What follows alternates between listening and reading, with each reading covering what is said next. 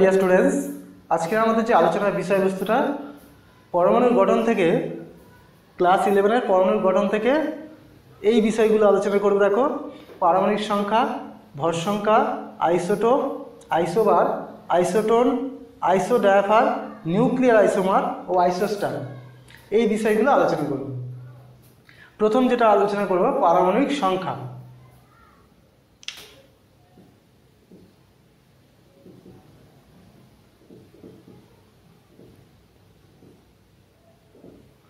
পারমাণবিক সংখ্যা কি?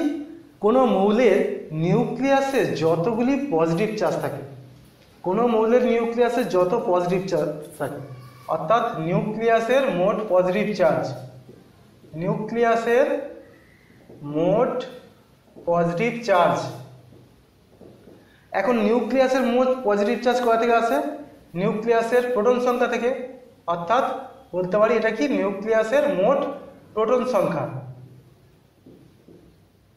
অর্থাৎ নিউক্লিয়াসে যতগুলি প্রোটন থাকে সেটাই হলো পারমাণবিক সংখ্যা। আবার দেখো, নিউক্লিয়াসে যতগুলো প্রোটন থাকে তার বাইরের বিভিন্ন কক্ষে ততগুলি ইলেকট্রন থাকে, তাই এটাকে বলা যেতে পারে নিউক্লিয়াসের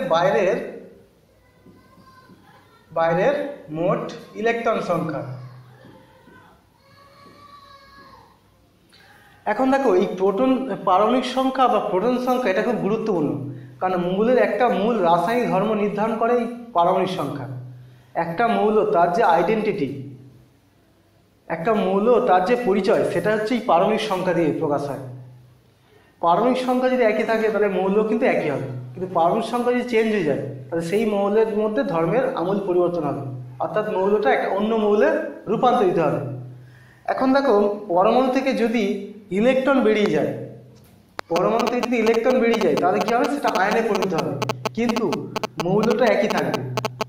যেমন একটা উদাহরণ দিয়ে দেখো, ধরো সোডিয়াম এর মধ্যে কতগুলো থাকে না, প্রোটন থাকে 11টা প্রোটন কেন্দ্রে থাকে, আর নিউট্রন থাকে 12টা। এই হচ্ছে সোডিয়ামের পরমাণু। এর বিভিন্ন কক্ষে কি হয়? এর 3টে কক্ষ আছে। প্রথম কক্ষে দেখো 2টো ইলেকট্রন থাকে, প্রথম কক্ষে 2টো ইলেকট্রন, অর্থাৎ কে কক্ষটা এল কক্ষে কটা? 8টা ইলেকট্রন, 4, 5, 6, 7, 8টা ইলেকট্রন, এবং শেষ কক্ষে 1টা ইলেকট্রন। তাহলে 11টা প্রোটন এবং 11টা ইলেকট্রন। যদি একটা ইলেকট্রন বেরিয়ে যায়, অর্থাৎ এখান থেকে যদি একটা ইলেকট্রন বেরিয়ে যায় তাহলে কি হবে? দেখো, সোডিয়াম ভেতরে কিন্তু প্রোটন সেই 11টা থাকছে, নিউট্রন 12টা। আর কি হচ্ছে না, ওই শেষ কে কক্ষে 2টো ইলেকট্রন থাকছে, এল কক্ষে 8টা ইলেকট্রন থাকছে, আর শেষের যে এল কক্ষ এম কক্ষ থেকে একটা ইলেকট্রন বেরিয়ে গেল, অর্থাৎ এটা কি তৈরি হলো? এখানে প্রোটন হচ্ছে 11টা, ইলেকট্রন 10টা, অর্থাৎ এটা একটা পজিটিভ চার্জ বেশি, একটা ইলেকট্রন কম, যার জন্য এটাকে বলা হয় সোডিয়াম প্লাস। এটাকে গোটাটা একটা প্লাস, অর্থাৎ এটা একটা আয়নে পরিণত হলো। আবার যদি ক্লোরিন ধরো একটা ইলেকট্রন গ্রহণ করলো তাহলে Cl- হয়ে যাবে, কিন্তু মৌলটা কিন্তু একই থাকবে, মৌলের ধর্ম কিন্তু একই থাকবে। পারমাণবিক সংখ্যা হলো পর্যায় সারণীতে মৌলের ক্রমিক সংখ্যা। এই ক্রমিক সংখ্যা পর্যায় সারণীতে মৌলগুলোর যে অবস্থান সেটাই পারমাণবিক সংখ্যাতেই প্রকাশ পায়। এবং এই পারমাণবিক সংখ্যা হলো মৌলের মূলগত ধর্ম। নম্বর দেখো, ভর সংখ্যা। ভর সংখ্যা বলতে কি বোঝায়? মৌলের নিউক্লিয়াসে উপস্থিত মোট প্রোটন এবং নিউট্রন সংখ্যাকে। মৌলের নিউক্লিয়াসে উপস্থিত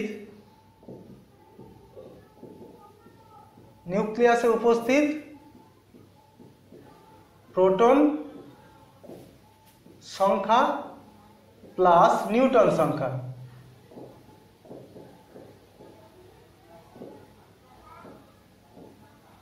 নিউক্লিয়াসে উপস্থিত প্রোটন সংখ্যা প্লাস নিউট্রন সংখ্যা, একে বলা হয় ভর সংখ্যা।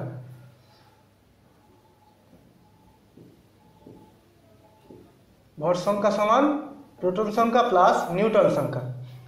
এখন দেখো, এই প্রোটন সংখ্যাকে কি বলা হয়? পরমাণু ক্রমাঙ্ক বা পারমাণবিক সংখ্যা। পরমাণু ক্রমাঙ্ক বা পারমাণবিক সংখ্যা প্লাস নিউট্রন সংখ্যা।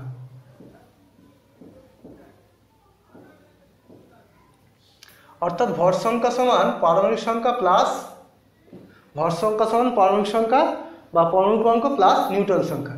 এখন দেখি একটি মৌলের কিন্তু বিভিন্ন পরমাণুর ভর সংখ্যা বিভিন্ন হতে পারে, একটি মৌলের বিভিন্ন পরমাণুর ভর সংখ্যা কিন্তু বিভিন্ন হতে পারে। মৌলের প্রোটন সংখ্যা এবং ভর সংখ্যাকে কীভাবে প্রকাশ করব? একটা মৌলের মধ্যে পারমাণবিক সংখ্যাকে আমরা বাঁ দিকে নিচে লিখব, আর এর ঠিক উপরে বাঁ দিকে বা ডান দিকে ভর সংখ্যাকে লিখব। অর্থাৎ এখানে লিখতে পারি বা এদিকেও আমরা লিখতে পারি। এইভাবে নিচেরটা হলো পারমাণবিক সংখ্যা, উপরটা হলো ভর সংখ্যা, পারমাণবিক সংখ্যা ভর সংখ্যা, এইভাবে পারমাণবিক সংখ্যা এবং ভর সংখ্যা লেখা। দেখো আমরা বলি কি, মৌলের মূল ধর্ম বা রাসায়নিক ধর্ম নিয়ন্ত্রণ করে কি? পারমাণবিক সংখ্যা। অর্থাৎ পারমাণবিক সংখ্যা মৌলের মূলগত ধর্ম। এটা কে প্রমাণ করে? বিজ্ঞানী মোজলে। মোজলে তার এক্স রে পরীক্ষার সাহায্যে এটা প্রমাণ করেছিল। কি করেছিল তিনি? বিভিন্ন ধাতু নির্মিত অ্যান্টি ক্যাথোড বা টার্গেটের উপর ক্যাথোড রশ্মি নিক্ষেপ করে এবং সেই ক্যাথোড রশ্মি নিক্ষেপের ফলে ওই ধাতু থেকে এক্স রশ্মি উৎপন্ন হয়। তিনি সেই উৎপন্ন এক্স রশ্মি নিয়ে পরীক্ষা করেন। লক্ষ্য করেন বিভিন্ন ধাতুর সঙ্গে ক্যাথোড রশ্মি বা তীব্র গতিসম্পন্ন ইলেকট্রনের সংঘর্ষের ফলে যে উৎপন্ন এক্স রশ্মির কম্পাঙ্ক বিভিন্ন কিন্তু নির্দিষ্ট। তিনি আরও লক্ষ্য করেন যে নির্গত এক্স রশ্মির কম্পাঙ্কের বর্গমূল অ্যান্টি ক্যাথোড রূপে ব্যবহৃত বিভিন্ন ধাতুর পারমাণবিক ভর বৃদ্ধির সঙ্গে সঙ্গে বৃদ্ধি পায়, কিন্তু পারমাণবিক ভরের সঙ্গে এই কম্পাঙ্কের বর্গমূলের যে লেখচিত্র সেটা সরলরৈখিক হয় না। অর্থাৎ লেখচিত্র কি হয়? এইরকম হয়। দেখো এদিকে রুট নিউ অর্থাৎ কম্পাঙ্ক তার বর্গমূল, এদিকে পারমাণবিক ভর এ। এটা করতে দেখা গেল এইরকমভাবে পরিবর্তন হচ্ছে। অর্থাৎ পারমাণবিক ভরের সঙ্গে কম্পাঙ্কের বর্গমূলের লেখচিত্র সরলরৈখিক হচ্ছে না। কিন্তু তিনি কি করলো এরপরে?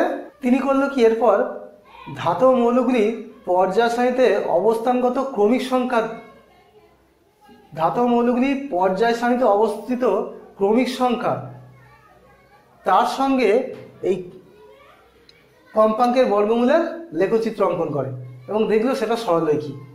অর্থাৎ একই রকম লেখচিত্র হলো, শুধু এখানে পারমাণবিক সংখ্যা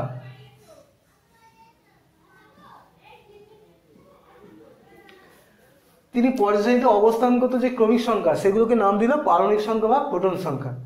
এই পারমাণবিক সংখ্যার কম্পাঙ্ক এটা দেখা গেল একটা সরলরৈখিক লেখচিত্র। অর্থাৎ পারমাণবিক সংখ্যার সঙ্গে এই কম্পাঙ্কের বর্গমূলে একটা সরলরৈখিক লেখচিত্র পাওয়া যায়। এখান থেকে তিনি সিদ্ধান্ত নিয়ে যে মৌলের রাসায়নিক ধর্ম নির্ভর করে মৌলের পারমাণবিক সংখ্যার উপর, পারমাণবিক ভরের উপর নয়, এবং সেই মতো পর্যায় সারণীও চেঞ্জ হয়েছিল। বোঝা গেল? তাহলে পারমাণবিক ভরের উপর নয়, পারমাণবিক সংখ্যার উপর নির্ভর করে। তাহলে মোজলের পরীক্ষা দেখো, আরেকবার আমি ছোট্ট করে বলছি। বিজ্ঞানী মোজলে কি করেছিল না, তিনি বিভিন্ন ধাতু নির্মিত অ্যান্টি ক্যাথোড বা টার্গেটের ওপর ক্যাথোড রশ্মি নিক্ষেপ করে এবং ক্যাথোড রশ্মির সঙ্গে ওই ধাতুর সংঘর্ষের ফলে এক্স রশ্মি উৎপন্ন হয়। সেই এক্স রশ্মি বিভিন্ন ধাতুর ক্ষেত্রে দেখা গেল তাদের কম্পাঙ্ক একই, কিন্তু কম্পাঙ্ক বিভিন্ন কিন্তু নির্দিষ্ট। তিনি আরও লক্ষ্য করলো যে বিভিন্ন ধাতুর পারমাণবিক ভরের বৃদ্ধির সঙ্গে সঙ্গে ওই ধাতুগুলির কম্পাঙ্ক তার বর্গমূলও বৃদ্ধি পায়, কিন্তু সেই গ্রাফটা নিয়মিত হয় না। কিন্তু যখনই পারমাণবিক সংখ্যার সঙ্গে কম্পাঙ্কের বর্গমূলের অর্থাৎ এক্স রশ্মির কম্পাঙ্কের বর্গমূলের লেখচিত্র সরলরৈখিক। এখান থেকে তিনি সিদ্ধান্ত নিল যে মৌলের রাসায়নিক ধর্ম মৌলের পারমাণবিক সংখ্যা তার উপর নির্ভর করে, পারমাণবিক ভরের উপরে নয়। এবারে আমরা যে বিষয়টা নিয়ে আলোচনা করব সেটা হলো আইসোটোপ। আইসোটোপ কি? আইসোটোপ বলার আগে দেখো একটু তোমাদের উল্লেখ করে দিই, বিজ্ঞানী ডাল্টন কি বলেছিল? একই মৌলের সমস্ত পরমাণুর ভর একই হবে। কিন্তু বিজ্ঞানী সোডি তিনি প্রথমে এর বিরুদ্ধে গিয়েছিল। তিনি বলেছিল একই মৌলের বিভিন্ন পরমাণুর পারমাণবিক ভর কিন্তু একই নাও হতে পারে। সেখান থেকেই আইসোটোপের ধারণা। তাহলে আইসোটোপ কি? একই মৌলের বিভিন্ন পরমাণু যাদের পারমাণবিক সংখ্যা একই কিন্তু ভর সংখ্যা আলাদা। কেন না, নিউটন সংখ্যা যদি বিভিন্ন হয়ে যায় তাহলে ভর সংখ্যা আলাদা হয়ে যাবে, এদেরকে পরস্পরে আইসোটোপ বলা হয়। তাহলে একই মৌলের বিভিন্ন পরমাণু যাদের পারমাণবিক সংখ্যা একই অর্থাৎ প্রোটন সংখ্যা একই, কিন্তু নিউটন সংখ্যা বিভিন্ন থাকার জন্য ভর সংখ্যা বিভিন্ন হয়, তাদেরকে আইসোটোপ বলা হয়। এই আইসোটোপগুলো যেহেতু পারমাণবিক সংখ্যা একই হয়, তাই এদের রাসায়নিক ধর্ম কিন্তু সব একই হয়। উদাহরণ দিলে বুঝতে পারবে, যেমন দেখে 1 নম্বর হাইড্রোজেনের 3টে আইসোটোপ, H11, H12 যেটা ডয়টেরিয়াম বলা হয়, আর H13 ট্রিটিয়াম, সাধারণ হাইড্রোজেন, ডয়টেরিয়াম, ট্রিটিয়াম। পারমাণবিক সংখ্যা একই কিন্তু পারমাণবিক ভরগুলো আলাদা। এরপর দেখো অক্সিজেনের 3টে আইসোটোপ, 816, 817, 818। প্রত্যেকের দেখো পারমাণবিক সংখ্যা 8 কিন্তু ভর সংখ্যা আলাদা। কেন? কারণ এখানে নিউটন সংখ্যা কতগুলো? 8টা। এখানে দেখো নিউটন সংখ্যা 17 থেকে 8 বাদ দিলে 9টা, এখানে নিউটন সংখ্যা 10টা। তাহলে নিউটন সংখ্যা আলাদা হওয়ার জন্য ভর সংখ্যা আলাদা। আরও একটা উদাহরণ দিচ্ছি দেখো, ক্লোরিন 1735, ক্লোরিন 1737। এখানে প্রত্যেকের দেখো পারমাণবিক সংখ্যা 17, এখানে পারমাণবিক ভর 35, এখানে 37। তাহলে এখানে নিউটন সংখ্যা কত? 35 থেকে 18 বাদ দিলে 35 থেকে 17 বাদ দিলে 18, আর এখানে 37 থেকে 17 বাদ দিলে 20টা। তাহলে নিউটন সংখ্যা আলাদা হওয়ার জন্য বিভিন্ন ভর সংখ্যা হয়। তাহলে আইসোটোপ একই মৌলের বিভিন্ন পরমাণু যাদের পারমাণবিক সংখ্যা সব একই কিন্তু নিউটন সংখ্যা আলাদা হওয়ার জন্য ভর সংখ্যা আলাদা। 4 নম্বর দেখো আইসোবার বা সমভর। এটা কি? অর্থাৎ ভর সমান। এটা দেখা যায় কিছু কিছু পরমাণু আছে যাদের ভর সংখ্যা একই, অর্থাৎ পারমাণবিক ভর একই কিন্তু প্রোটন সংখ্যা আলাদা, তাদের মধ্যে প্রোটন সংখ্যা আলাদা। তাহলে এটা বিভিন্ন মৌলের কিছু পরমাণু যাদের পারমাণবিক ভর একই হয়ে যায় কিন্তু প্রোটন সংখ্যা আলাদা, তারা হচ্ছে পরস্পরের আইসোবার। অর্থাৎ এখানে শুধুমাত্র ভর সংখ্যা একই, প্রোটন সংখ্যা বা নিউটন সংখ্যা সবই আলাদা। যেমন দেখো আর্গন 1840 ও ক্যালসিয়াম 20 আর 40। তাহলে এখানে দেখো প্রত্যেকের পারমাণবিক ভর 40 কিন্তু এখানে কত পারমাণবিক সংখ্যা 18, এখানে 20। এখানে নিউটন সংখ্যা কত হচ্ছে দেখো, নিউটন সংখ্যা এখানে 22টা, এখানে নিউটন সংখ্যা 20। তাহলে এখানে প্রোটন সংখ্যা 18 আর নিউটন সংখ্যা কত হচ্ছে 40 - 18 সমান 22। এখানে প্রোটন সংখ্যা 20 আর নিউটন সংখ্যা 40 - 20 সমান 20। প্রত্যেকের কিন্তু ভর সংখ্যা একই 40। এছাড়া আরও একটা উদাহরণ দেখো, হাইড্রোজেন 13 এবং হিলিয়াম 23। প্রত্যেকে দেখো ভর একই, তাহলে এদের ভর একই কিন্তু এখানে পারমাণবিক সংখ্যা আলাদা, তাই না? এখানে নিউটন সংখ্যা আলাদা, দেখো এখানে পারমাণবিক সংখ্যা 1 আর নিউটন সংখ্যা 2, এখানে পারমাণবিক সংখ্যা 2 আর নিউটন সংখ্যা 3 থেকে 2 বাদ দিলে নিউটন সংখ্যা 1। তাহলে এদের দেখো প্রোটো নিউটন সংখ্যা আলাদা কিন্তু ভর সংখ্যাটা একই, প্রত্যেকের 3। এখন দেখো ভর সংখ্যা একই হলো, যেহেতু এরা দুটো আলাদা আলাদা পরমাণু, আলাদা আলাদা মৌল, এদের পারমাণবিক সংখ্যা আলাদা, তাই এদের রাসায়নিক ধর্ম কিন্তু সম্পূর্ণ আলাদা, ভৌত রাসায়নিক ধর্ম সম্পূর্ণ আলাদা হবে সমভর বা আইসোবারের। ঠিক আছে, এবার দেখো 5 নম্বর আইসোটোন। এই যে টোন এন লাস্টে দেখো দন্তেন মানে এন, অর্থাৎ এখানে নিউটন সংখ্যা সমান থাকবে।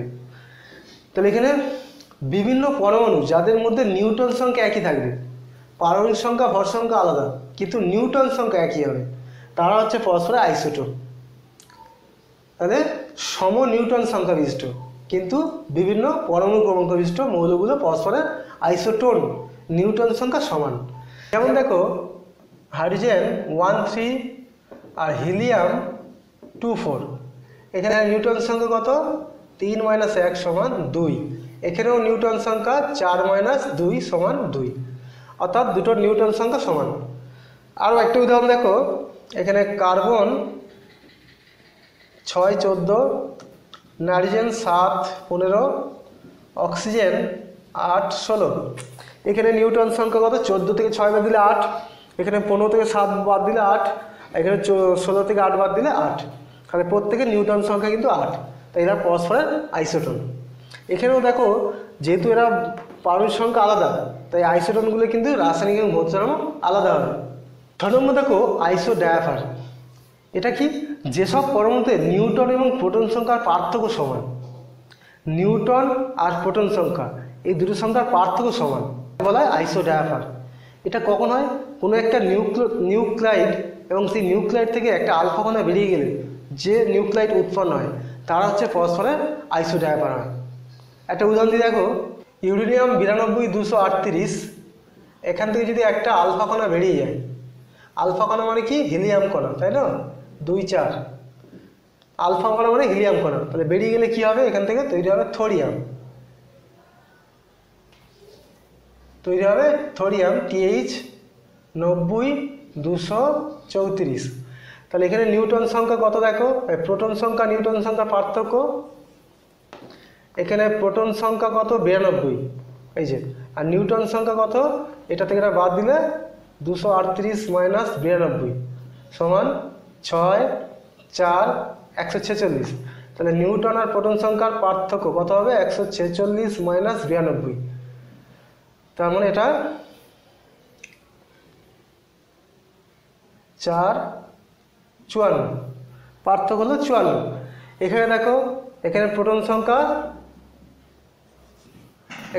সংখ্যা 90 আর নিউটন সংখ্যা 234 - 90 44। অতএব নিউটন মাইনাস প্রোটন সমান 144 - 90 সমান 4, 5, 54। তাহলে দেখো নিউটন আর প্রোটন সংখ্যার পার্থক্য এখানে 54, এখানে 54। তাহলে ইউরেনিয়াম আর থোরিয়াম এরা পরস্পরের আইসোডায়াফার, যেহেতু নিউটন প্রোটন সংখ্যার পার্থক্য উভয় ক্ষেত্রে সমান, তাই এরা পরস্পরের আইসোডায়াফার। দেখো নিউক্লিয়ার আইসোমার কি? একই পারমাণবিক সংখ্যা ও ভর সংখ্যা বিশিষ্ট পরমাণুগুলির তেজস্ক্রিয়তার ধর্ম যদি পৃথক হয় তাহলে তাদেরকে বলা হয় নিউক্লিয়ার আইসোমার। একই পারমাণবিক সংখ্যা এবং একই ভর সংখ্যা, ভালো করে বোঝে, একই পারমাণবিক সংখ্যা এবং একই ভর সংখ্যা বিশিষ্ট পরমাণুগুলি, শুধুমাত্র কি তাদের হচ্ছে তেজস্ক্রিয়তার ধর্ম আলাদা, তারা হচ্ছে পরস্পরের নিউক্লিয়ার আইসোমার। একই মৌলের যেসব তেজস্ক্রিয় পরমাণু নিউক্লিয়াস ভিন্ন শক্তি স্তরে অবস্থান করে, একই মৌলের যেসব তেজস্ক্রিয় পরমাণু নিউক্লিয়াস ভিন্ন শক্তি স্তরে অবস্থান করে তারা হচ্ছে পরস্পরের নিউক্লিয় আইসোমার। যেমন দেখো ইউরেনিয়াম X2, তার অর্ধায়ু, T1/2 মানে অর্ধায়ু, মানে অর্ধেকটা শেষ হতে কত সময় লাগবে, সেটা 1.14 মিনিট। আবার UZ, এটা অর্ধায়ু কত? 6.7 ঘন্টা। তাহলে এটা একই মৌলের দুটো পরমাণু, দেখো একই মৌলের, এদের ভর সংখ্যা এবং পারমাণবিক সংখ্যা প্রত্যেক একই, এদের প্রত্যেকের পারমাণবিক সংখ্যা 92 আর ভর সংখ্যা 238, 92, 238। তাহলে প্রত্যেকের পারমাণবিক সংখ্যা ভর সংখ্যা একই, কিন্তু প্রত্যেকটা দেখো এদের অর্ধায়ুটা আলাদা, অর্থাৎ এটার যা 1 গ্রাম থেকে 1/2 গ্রাম হতে সময় লাগবে এত মিনিট, আর এটার 6.7 ঘন্টা। তাহলে এরা পরস্পরের নিউক্লিয় আইসোমার। আরও একটা উদাহরণ দেখো, জিঙ্ক, এটা 69, T1/2 13.8 ঘন্টা, আরেকটা ওই একই জিঙ্ক 57 মিনিট, T1/2। তার মানে বুঝতে পারছো এই দুটো একই জিঙ্ক, দেখো শুধুমাত্র এদের অবস্থানটা আলাদা হচ্ছে কেন না, এই দুজনের মধ্যে শক্তি কিন্তু আলাদা, এদের নিউক্লিয়াসের শক্তি কিন্তু দুটোর ক্ষেত্রে আলাদা, তাই এরা হচ্ছে নিউক্লিয়ার আইসোমার। দেখো আইসোস্টার কাকে বলে? সমান সংখ্যক পরমাণু দ্বারা গঠিত, সমান সংখ্যক পরমাণু, অর্থাৎ অণুর মধ্যে পরমাণুর সংখ্যা সমান থাকবে এবং সমান সংখ্যক ইলেকট্রন দ্বারা গঠিত অণুগুলিকে পরস্পরের আইসোস্টার বলা হয়। সমান সংখ্যক পরমাণু এবং সমান সংখ্যক ইলেকট্রন বিশিষ্ট অণুগুলিকে পরস্পরের আইসোস্টার বলা হয়। যেমন দেখো CO2 ও N2O, প্রত্যেকের মধ্যে দেখো 3টে করে পরমাণু আছে, এখানে 3টে পরমাণু, এখানেও 3টে পরমাণু। এখানেও কতগুলি ইলেকট্রন দেখো, কার্বনের 6 আর 2টো অক্সিজেনের 8 2 16, তার মানে টোটাল 22টা। এখানে দেখো নাইট্রোজেনের 7 2 14 আর অক্সিজেনের 8, তাহলে কত হচ্ছে 22। তাহলে প্রত্যেকের পরমাণু সংখ্যা 3টে করে আছে এবং প্রত্যেকে দেখো ইলেকট্রন সংখ্যা 22টা করে। তাহলে সমান সংখ্যক পরমাণু এবং সমান সংখ্যক ইলেকট্রন বিশিষ্ট পরমাণুগুলিকে পরস্পরের আইসোস্টার বলা হয়। Thank you for watching. যদি ভিডিওটা ভালো লাগে অবশ্যই তোমরা লাইক শেয়ার করো, সাবস্ক্রাইব করে নিও চ্যানেলটিকে এবং বেল আইকনটিকে ক্লিক করে রাখো যাতে এই ধরনের সমস্ত ভিডিও নোটিফিকেশান তোমরা পেতে পারো।